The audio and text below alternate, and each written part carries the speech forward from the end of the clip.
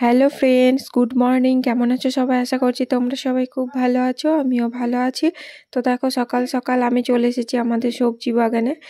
এখানে কিছুটা শাক সবজি নেবো বলে এসেছি। আমি নিচ্ছি পালং শাক। আর যেহেতু পালং শাক রান্না হবে বিভিন্ন রকম সবজি দিয়ে, যেমন বেগুন, মূলো, আলু, গাজর, কুমড়ো ইত্যাদি দিয়ে, সেগুলো আমি একে একে নিয়ে যাব, আর সেটাই আজকে রান্না হবে।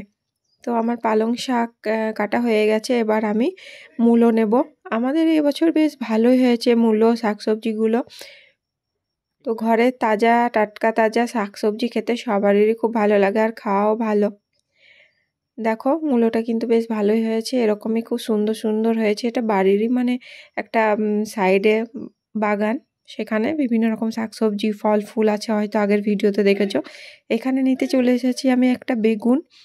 এই শাকের মধ্যেই মেশানো হবে, আর শাকের মধ্যে কুমড়ো, আলু, গাজর এগুলো মেশানো হবে। ওটা আমাদের ঘরে আছে, ওটা কিন্তু এই জমিতে নেই।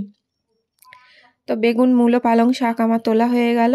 কিছুটা লঙ্কা নেব, যে লঙ্কাগুলো পেকে গিয়েছে, গোল গোল লঙ্কা। এই লঙ্কা কিন্তু খুবই ঝাল, তোমরা অনেকেই জানো লঙ্কাগুলো কতটা ঝাল হয়। যেগুলো পেকে গিয়েছে সেগুলো আমি তুলে নিচ্ছি।